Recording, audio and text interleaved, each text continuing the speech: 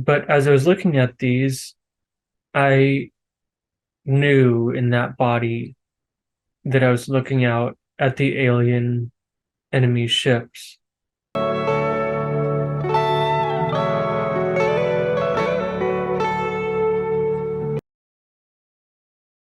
Well, hello everyone. Welcome back and thank you for joining me again. This is episode 4 of Walk-In Talks.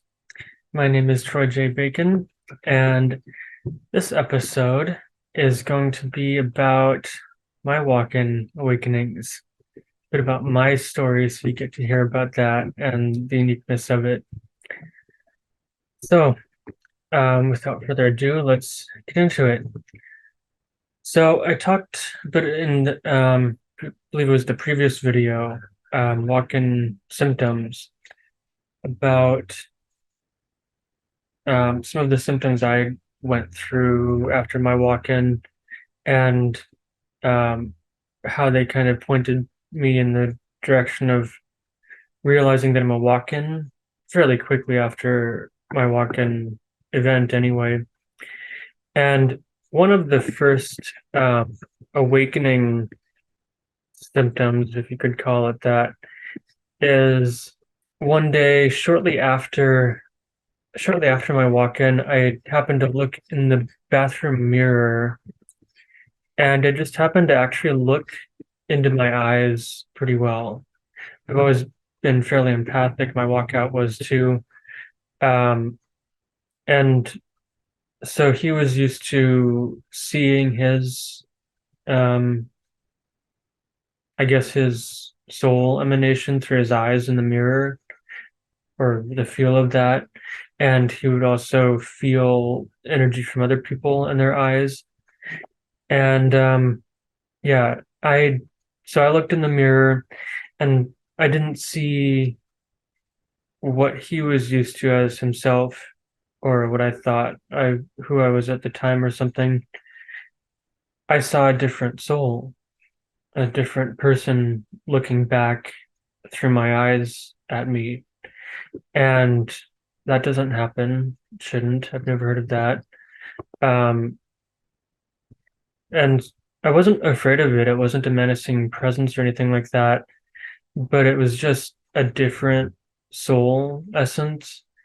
And so I just stood there for a few minutes, maybe, um, looking at myself, staring into my eyes, and um, becoming curious about what this new presence is through my eyes. And so for some time, I thought that maybe some other part of me was awakening, or a different part of my energy was shining through, maybe.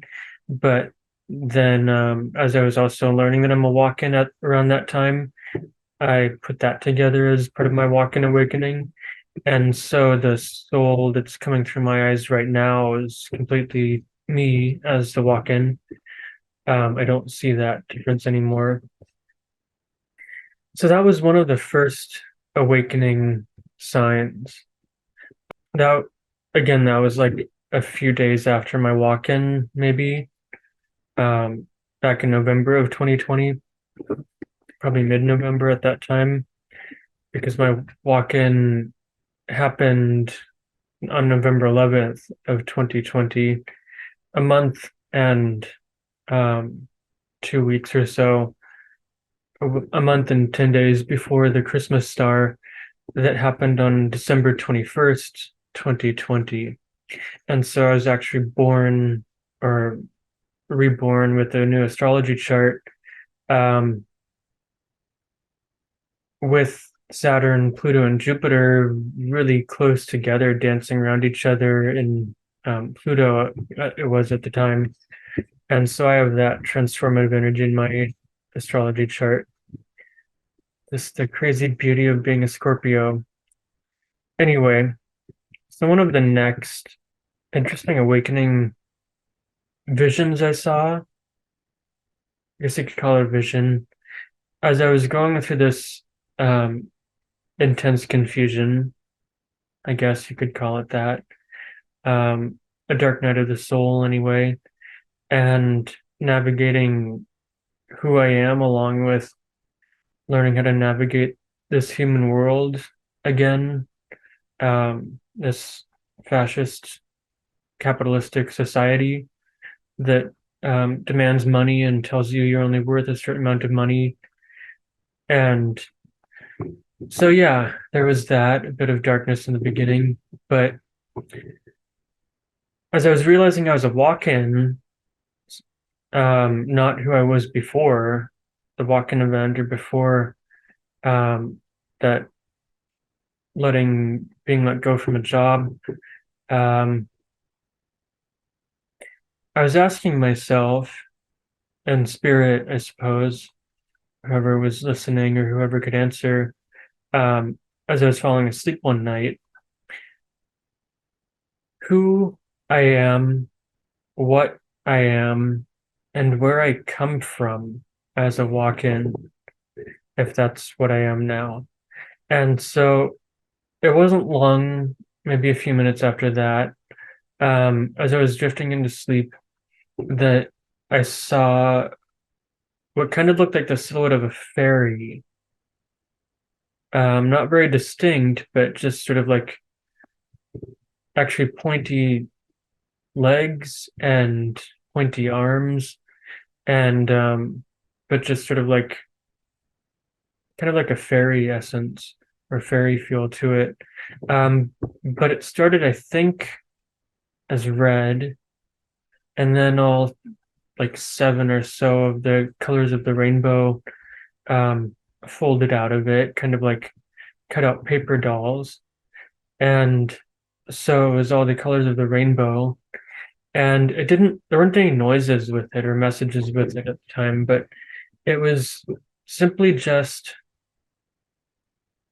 I think, a message that I'm a rainbow being, which is quite interesting because my aura colors, what I started feeling and being more resonant with, did shift after my walk-in. My walkout, for a lot of his life, he was more in the resonance of the combination of blue and orange, primarily blue, but later some orange awakened in him. And so then he started wearing orange and blue. And um, sometimes he'd wear more like red or dark um, reddish colors, and often blue, though. Sometimes green, too. Green was one of his colors. And so after the walk-in, some of my colors were primarily color combinations, um, purple and green, even green and pink too. Kind of that wavelength of green and purple to pinkish, um, as well as the actual soul, like the disembodied soul essence or higher soul essence of me as a walk-in is resonant with blue and pink. I'm resonant with other colors too, rainbow, spectrum. Um, and yeah, so that was kind of like an upgrading or raising of my aura colors um, as that happened. And even since one psychic I know in person, she doesn't see auras all the time, but she did tell me once that she happened to see my aura for a while as being like one night while I was giving a presentation being, I believe she said lavender, like light orange, white, um, and some other high vibrational colors. So I'm resonant with the rainbow spectrum, but another spectrum that I'm also resonant with as a kind of like I feel more grounded, um, even opaque, soothing energy after Reiki, perhaps, is the pastel rainbow spectrum. So that's a little different than the normal rainbow light spectrum. It's more like a solid, that often appears opaque, um, versions of colors. If you know what pastel frequency looks like too, you'll probably be familiar with that.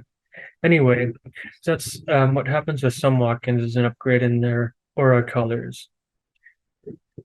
That happened with me. And so one of the next major awakenings I had was, I'd say about almost 4 months maybe after my walk-in event in late March. It was actually the day that we were about to go to my then fiance's birthday dinner and with her family. And so I'd gotten home from a work shift at the time, fairly tired, and so I took a nap. And I, especially since my walk-in, when I take naps or anything like that, or even meditate or do Reiki, I always have like very ambient, soothing meditation music on, usually from YouTube. There's a lot of great meditation music tracks on YouTube these days. Every day, more and more being uploaded by many channels.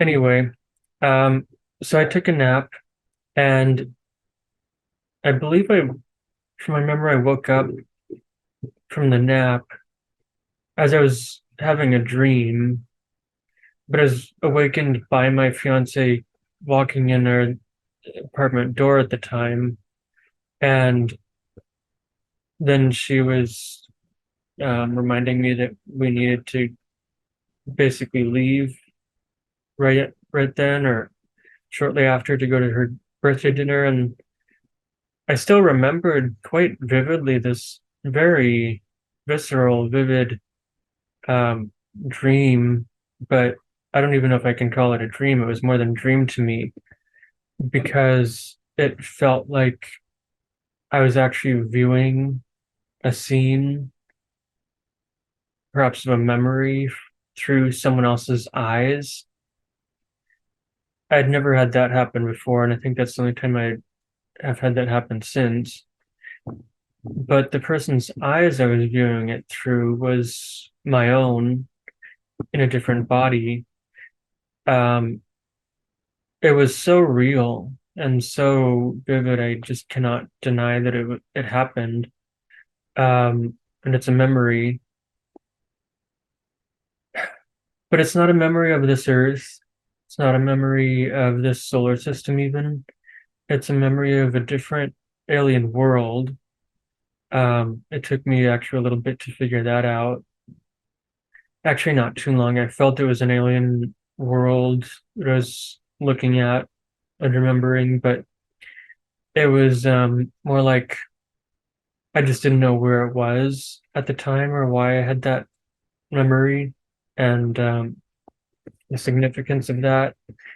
And so in the dream,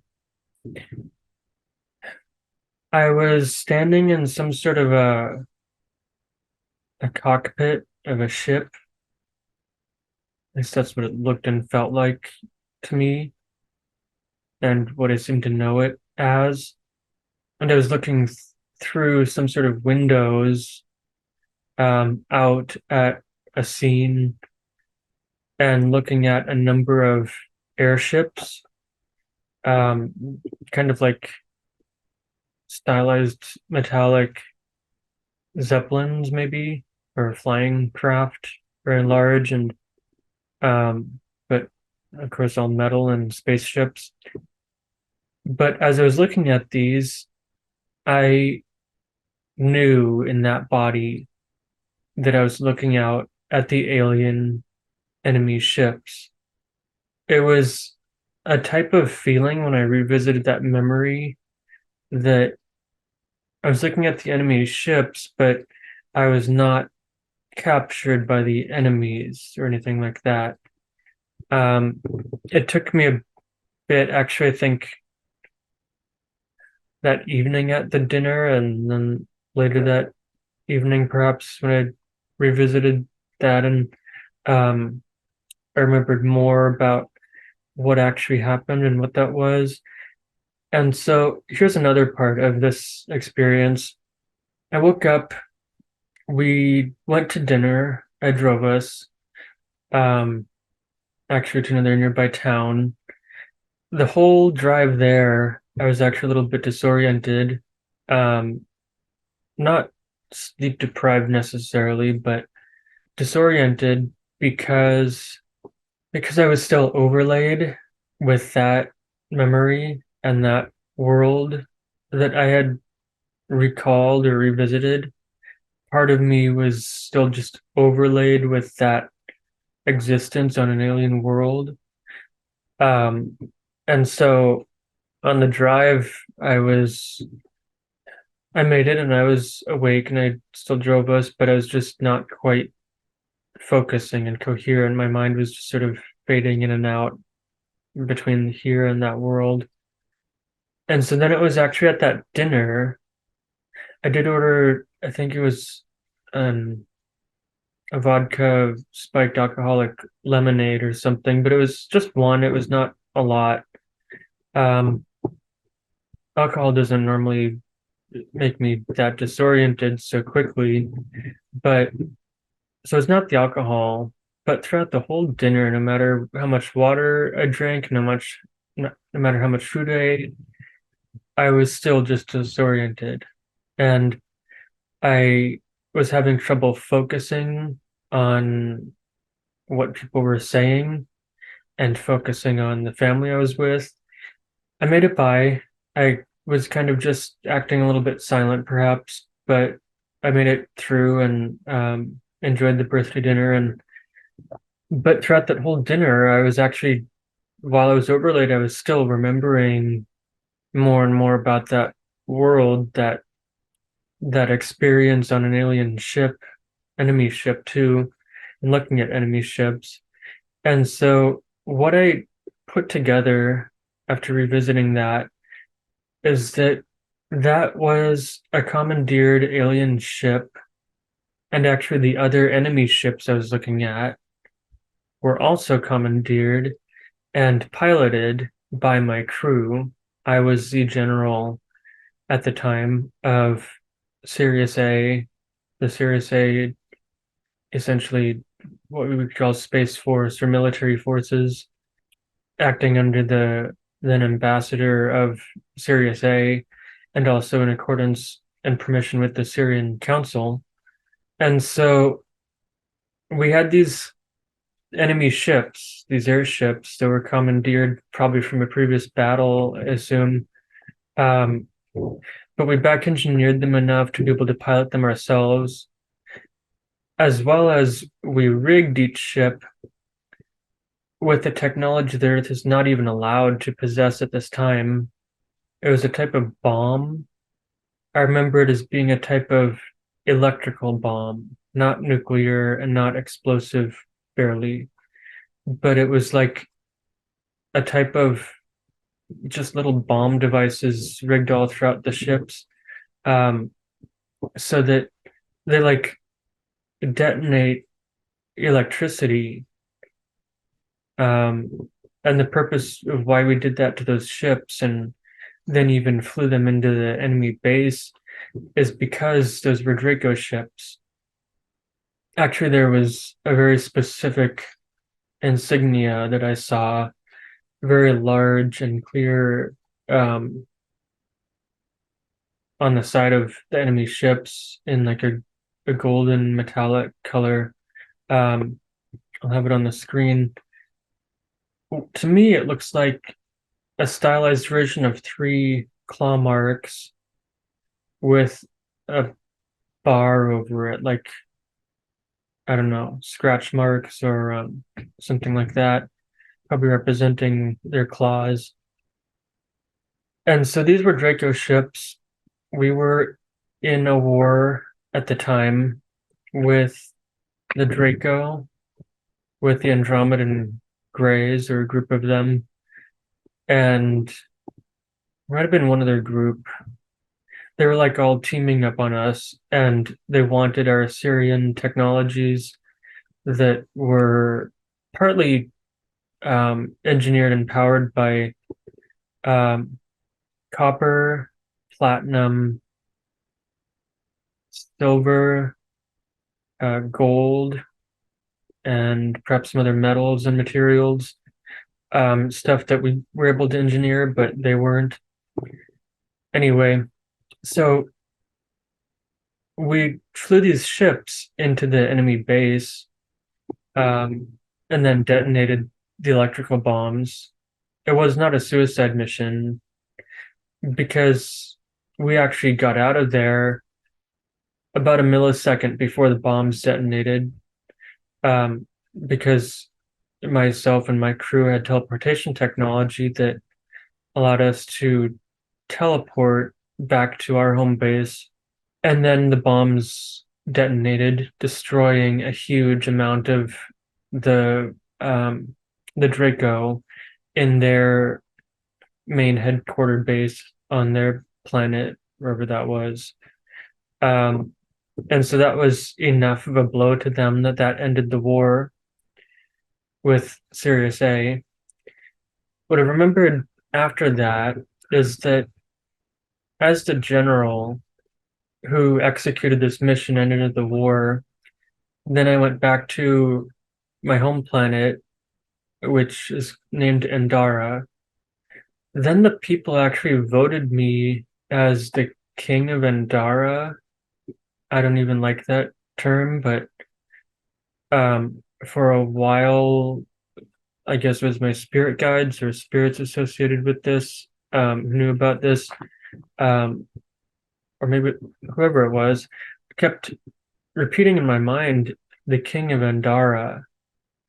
And I said that Endara doesn't have a king, but they said that I was the king of Endara. And the reason the people voted me that is because after the war ended, then the whole planet sphere and the people were able to complete the rest of their collective spiritual evolution and ascension.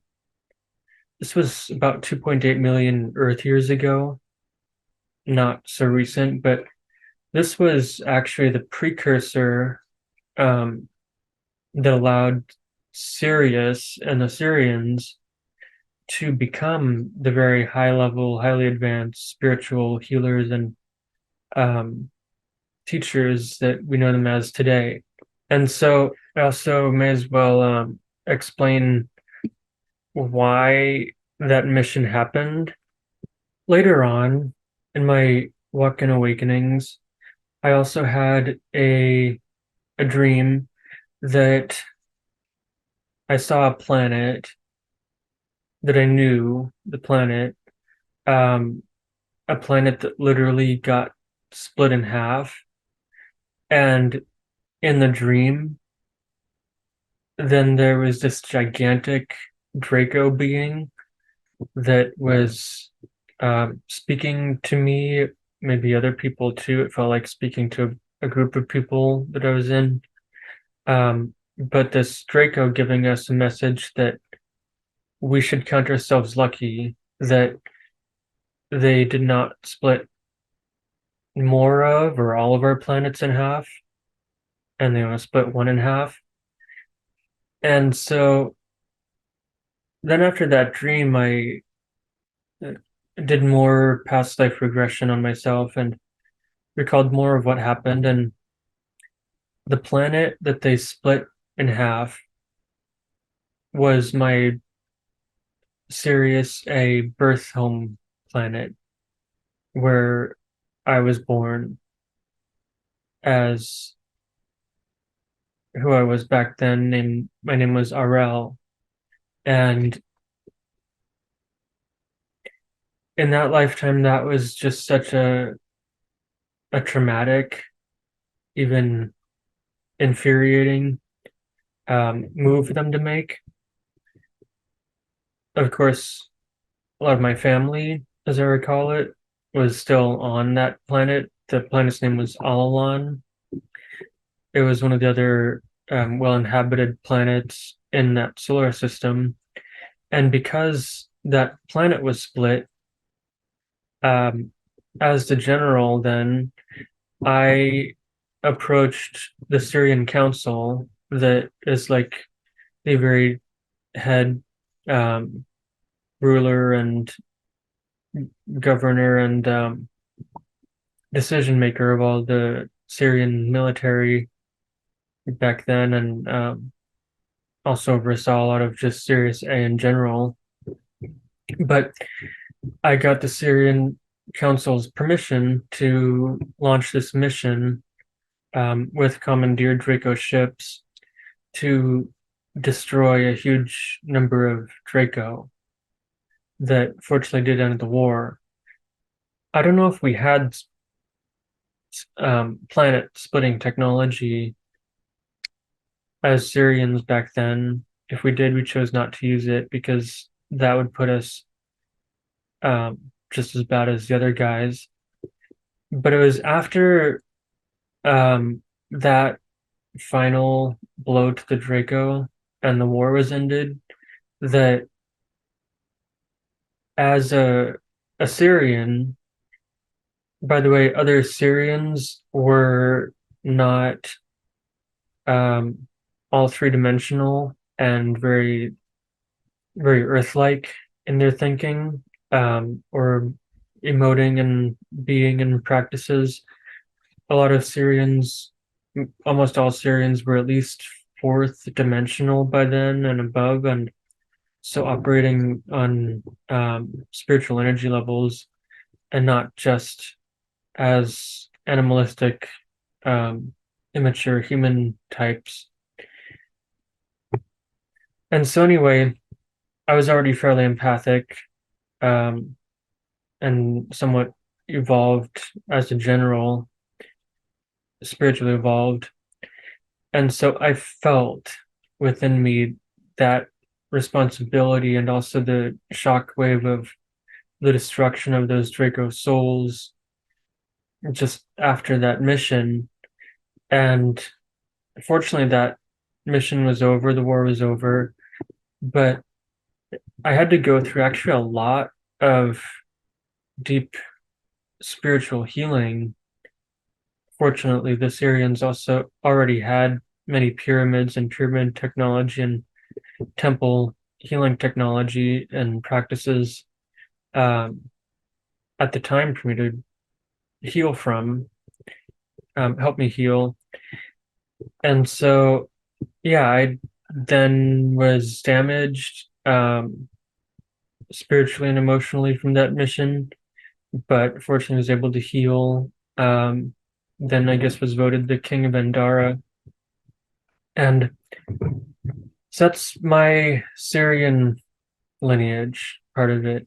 A big episode of it anyway. That was like the probably the emotional pinnacle or climax point of that lifetime. And so that's why that strong event came through in that dream. But there's a lot more to my Syrian life and lives, even before and after that I remembered. And so even since then, maybe even before then, but somehow my soul has also gotten involved in gray alien groups and other types of alien species groups. Although I guess as a soul, I barely see the difference between human and gray. I see mostly the light, the truth, the evolution, the benefits, and all that comes with each incarnation. And so even after remembering all of that Syrian lifetime, I did a lot more psychic healing work with one walk-in psychic healer. Before then, actually, two psychics I got in touch with. One I already knew, my walk I already knew, and one was across the continent of North America too. Yeah, the two psychics were both telling me the same thing about me being a Syrian and a general, and confirming that. One even sketched out my soul's name in light language. Very sacred thing. So I'll talk more about that and some of the other past life existences that I've had, and more healing work that I had to do after my walk-in awakenings. So more stories of my walk-in existences and experiences, as well as more walk-in materials to talk about soon. So stay tuned, and I'll have another episode out. I hope that you have enjoyed this and that you may have benefited from hearing my stories. So please like and subscribe and share this video, even comment if you want to, and all that earthly YouTuber stuff. Never stop adventuring. Stay safe. I see you as all sacred beings, and I see the sacred light within you. Take care. Bye for now.